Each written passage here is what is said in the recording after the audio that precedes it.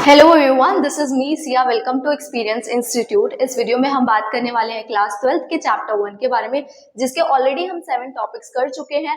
ये हमारा next topic है जिसके बारे में हम बात करने वाले हैं और जिसका नाम है प्रसाद तथा महल। प्रसाद का मतलब होता है प्रसाद तथा शासक, तो प्रसाद का मतलब होता है महल।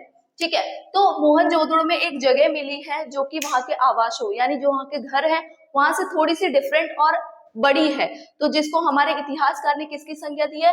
हमारे इतिहासकार ने उसको महल की संज्ञा दी है, क्योंकि उसकी जो संरचना है वो नॉर्मल जो घर है वहां से वो बड़ी है। इसीलिए उन्होंने एक अनुमान लगाया है कि वो जो आवास होगा वो किसका होगा, वो एक महल का होगा या किसी राजा का होगा। ठीक है, वहां पे एक पत्थर की मूर्ति मिली है जिसको इतिहासकार ने किसकी उपाधि दी है? उन्होंने ये बोला है कि ये भी किसकी होगी, ये किसी राजा की रही होगी।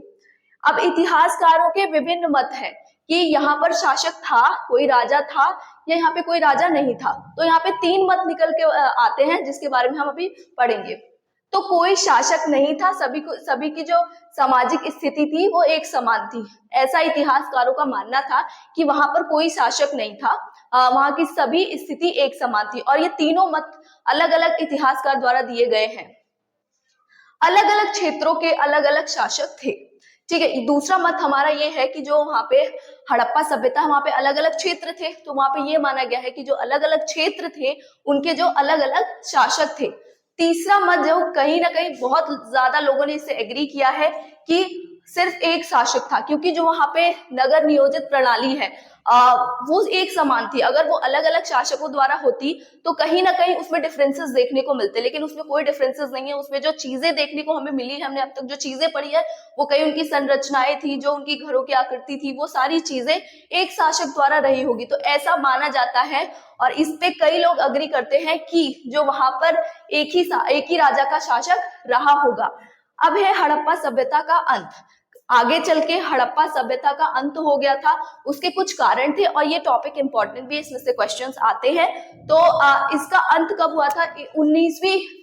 1900 ईस्वी के को त्याग दिया गया था। मतलब 1900 ईस्वी जब था, इसको कहीं ना कहीं ये देखा गया था कि इस समय में इसको त्याग दिया गया था। इसके कुछ भौतिक कारण भी थे। भौतिक कारण क्या होता है कि जो वो व्यापार करते थे, ठीक है, जो चीजों का वो व्यापार करते थे, कहीं ना कहीं वो चीजें खत्म होने लगी थी। ठीक है, जो उनके बाट मन के जो नॉर्मली तौर पर वहां पे देखे जाते थे, वो चीजें वहां पर क्या होती थी, वो खत्म होने लगी थी। ठीक है, लंबी दूरी का व्यापार, तो जो वहां पे लोग लंबी दूरी का व्यापार करते थे, चीजों का आदान प्रदान क्या करते थे, वो भी धीरे धीरे समाप्त होने लगा था। तो जब चीजें नहीं आती थी तो वहां पे वो लोग और चीजों का निर्माण नहीं कर पाते थे। और कुछ अन्य कारण थे, क्योंकि कुछ इतिहासकारों का यह भी मानना है कि वहां पे कुछ वातावरण में परिवर्तन आया, इसके कारण भी जो वहां की हड़प्पा सभ्यता का अंत हो गया था। कुछ अन्य कारणों में क्या आता है? जलवायु परिवर्तन, वनों की कटाई और नदियों का सूख जाना या फिर उसका अपना मार्ग बदल लेना, भूमि का अत्यधिक प्रयोग। ये भी माना जाता है कि वहां पे भूमि लोग ज्यादा प्रयोग करने लगे थे, इसलिए हड़प्पा सभ्यता का अंत हो गया था। वहां पे बाढ़, भूकंप, महामारी जैसी समस्या भी उत्पन्न हुई, ऐसा वहां के जो इतिहासकार हैं उनका मानना था।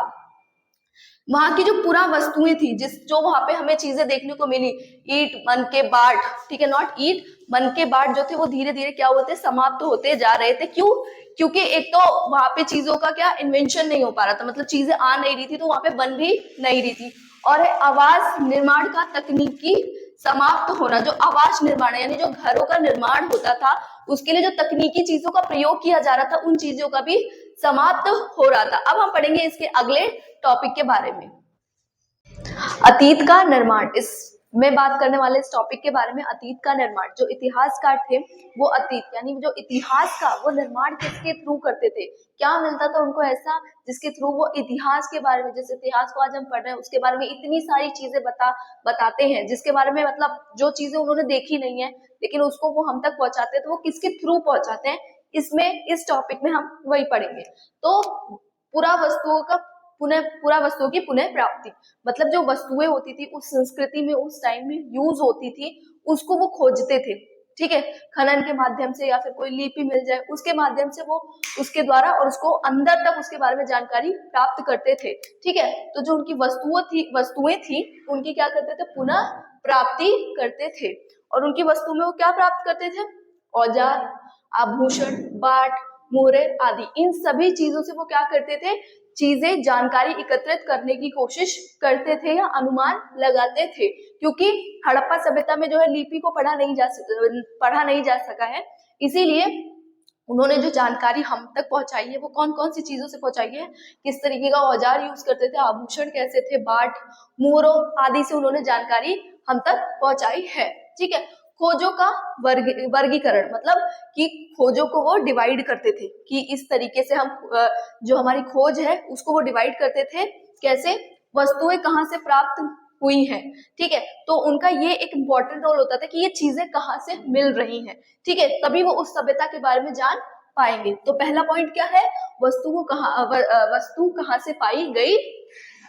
दूसरा है वस्तु का प्रयोग क्या था, वस्तु हमें मिल गई, ठीक है, अब उसका प्रयोग क्या था, ठीक है, उसको किस तरीके से, मतलब किस लिए प्रयोग किया जाता था।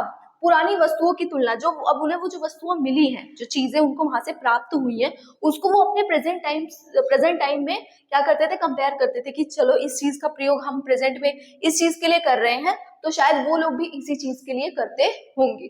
ठीक है, तो पुरानी वस्तुओं की तुलना आज से की जाती थी।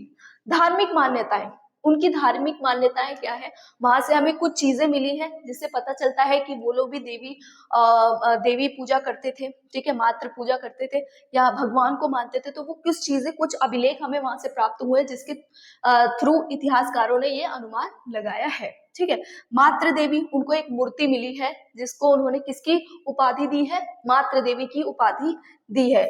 शिव की पूजा, वहां पर एक पुरोहित या शायद एक आदमी बैठा हुआ मूर्ति में मिला है। आप एनसीईआरटी को देखेंगे तो उसमें आपको वो फिगर दिखेगा कि वो योग अवस्था में बैठा हुआ है, जिस उसमें मतलब इतिहासकारों ने उसको किसकी उपाधि दी है, उनको शिव की उपाधि दी है। ठीक है, प्रकृति की पूजा, वहां पर एक पेड़ मिला है जो जिसपे कलावा या धागा से ऐसे बंधा हुआ है, तो इतिहासकारों ने ये अनुमान लगाया है कि उस टाइम पर भी प्रकृति की पूजा की जाती होगी।